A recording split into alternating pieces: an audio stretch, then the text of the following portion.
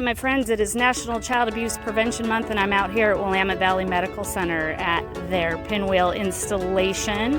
As you can see, we've got lots of pinwheels up here. Let's speed it up a little bit. Okay, here we are.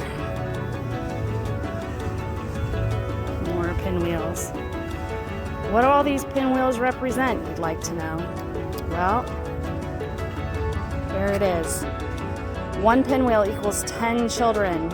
So last fiscal year, our prevention teams served 3,167 children. That means over 3,000 children who previously didn't necessarily know about child abuse prevention. Now they are in the know, and it's because of the support from the community. We appreciate you all so much.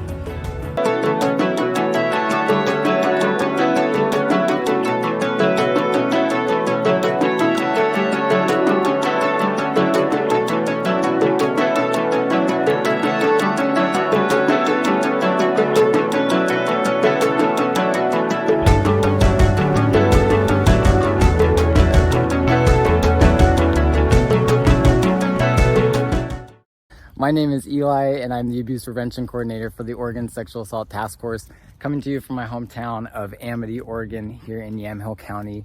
And alongside Juliette's house, really excited to get to take a moment to focus in on April is Child Abuse Prevention Month, and it's also Sexual Assault Action Month.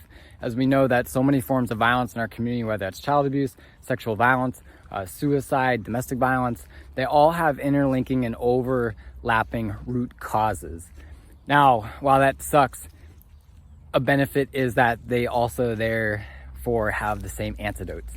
And so often when we're looking at getting upstream, and I'm talking about preventing violence before it ever happens or before it ever occurs, that looks like creating environments and spaces where everyone has what they need, everyone has access to resources and education around healthy relationships, mental health, and then also to basic needs, housing, food, but really connection. And you can think of connection as protection, right? When people are connected to other folks, that helps to distill and destabilize isolation.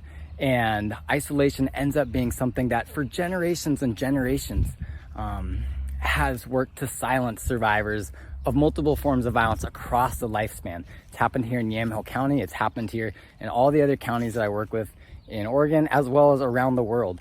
And so when we're creating spaces where there's openness, where there's transparency, where people have access to information and education about their bodies, their boundaries, their autonomy, their agency, and again, connection, we have communities that are working to prevent not just people experiencing violence, but working to prevent people from ever causing violence and causing harm.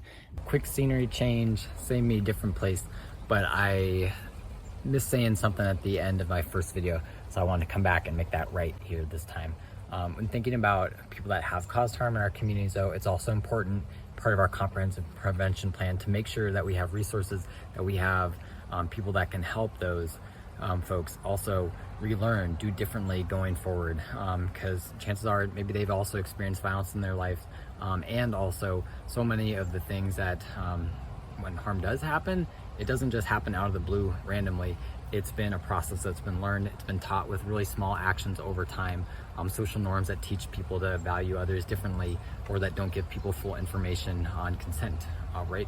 And also for all of us, we're constantly unlearning and unpacking, and that's one of the biggest things that we can do is just be lifelong learners. And really, it's important in conversation saying, hey, I've messed up, I'm working to do differently, regardless of whatever that is. That makes a big impact and helps our communities grow. So thanks again for all you all do to make our communities healthier and safer for all people, and the really small actions that you also take that promote empathy, equity, and compassion for others. So take care. As a school counselor, Juliette's house supports us by teaching every single kid the 5 safety rules and at least 2 safe adults that they can talk to if they ever need to disclose or have some questions about things that are safe versus unsafe. It is so important to have a common language between ourselves as staff, our students, the community, and Juliette's house as well. I so appreciate them for giving our kids the tools and that they need to stay safe, and would love every single person to know how resilient our kids are. They come to school with a smile every single day, And we love them and care about them so much. That's why I appreciate Juliette's house, because they are working to keep one of our most vulnerable populations, our youth, safe. Thank you so much, Juliette's house, for everything you do in keeping the kids in my community safe.